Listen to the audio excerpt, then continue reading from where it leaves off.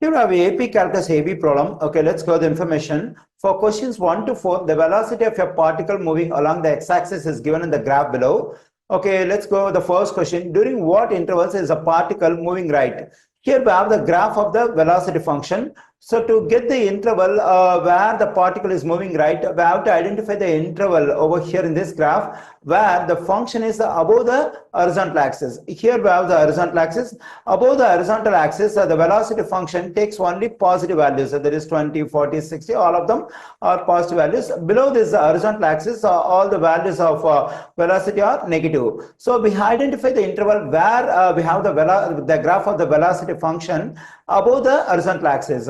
So that's clearly from 0 to 30. So from 0 to 30, the graph of the velocity function is above the horizontal line. So if I consider any point on the graph of this velocity function, so the velocity will be positive. Since the velocity is positive from 0 to 30 minutes, so that's the interval the particle is moving right. So the interval is going to be 0 to 30. This is the interval where the particle is moving right.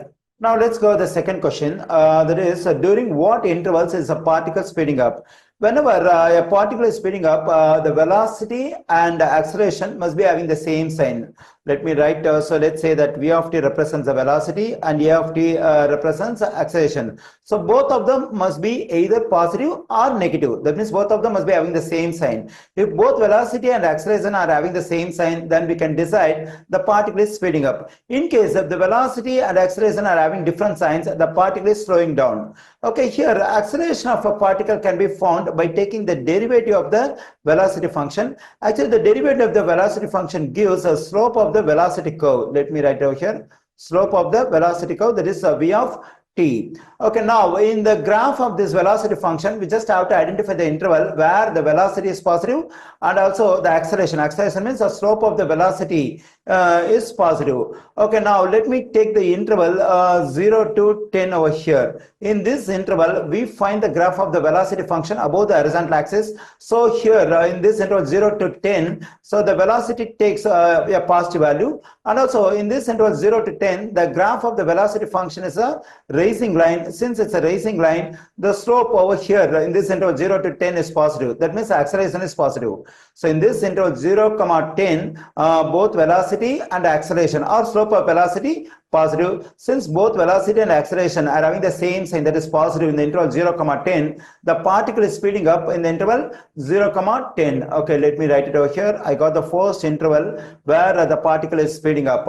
And also we have to identify the other intervals where both velocity and acceleration are taking the same sign. If I consider the other interval, that is 10 to 15, so velocity is constant, that is it takes a constant value of 60. So that is we cannot consider the velocity as positive or negative in this interval 10, 15 because it has a constant value 60. Now let me take the interval from 15 to 30. So in this interval, we find the graph of the velocity function above the horizontal axis. So the velocity has to be positive, that is V of t has to be positive in the interval 15, 13. So what about the acceleration? For that we have to get the slope of the velocity function. So in this interval 15, 30, the graph of the velocity function is a falling line. So its slope has to be a negative value. That means the acceleration is negative. So in this interval 15, 30, velocity is positive, but acceleration is negative. Since the velocity and acceleration are having different signs, in the interval 15, 30, the particle is slowing down. But we have to find the interval where the particle is speeding up.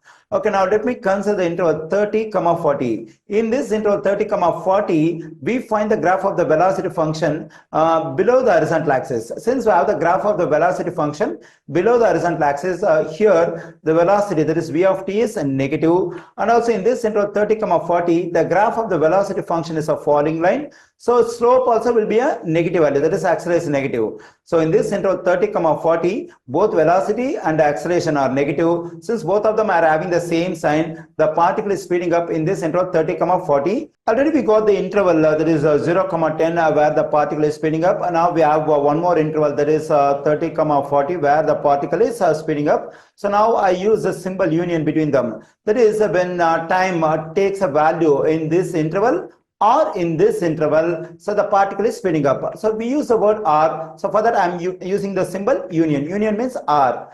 Okay, now let's work on question number 3. That is, during what intervals is a particle moving at a constant speed?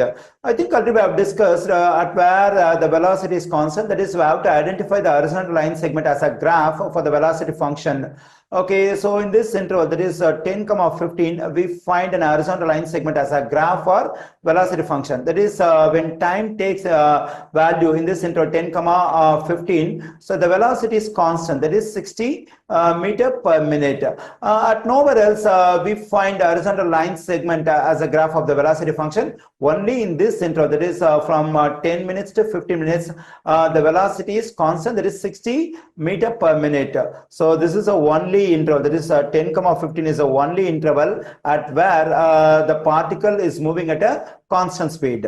Okay, now we can work on the fourth question. That is, what is the acceleration of the particle at time t is equal to 20 minutes?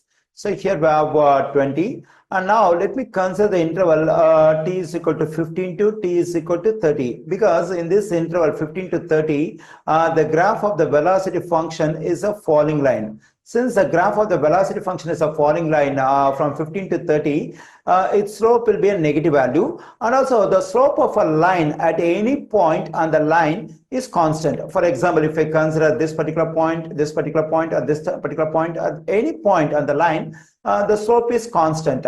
So whatever slope I am getting for this line in this interval 15 to 30, the same slope I will have for the graph of the velocity function at t is equal to 20 also, because the slope of a line is constant at everywhere, I mean at any point on the line. Okay, now my aim is to find the slope of the line that we have in the interval 15 to 30. For that, we can use a concept, the rise over run. And also, v prime of t represents the slope of the graph of the velocity function. So now to get the slope of this particular line in the interval 15 to 30, so let's use a concept rise over run. Rise means like this is rise. So here I'm coming down, so the rise has to be taken as a negative value. So the length of the line segment over here is 60. That means it has to be taken as negative 60. And this is run is from 15 to 30. So we have just 15 units run. So negative 60 over 15 equals to negative 4. That is, when I divide 60 by 15, I'm getting negative 4. That is the slope of the line over here is negative 4. Okay, so at any point, the slope of the line is the same, negative 4, because it's constant.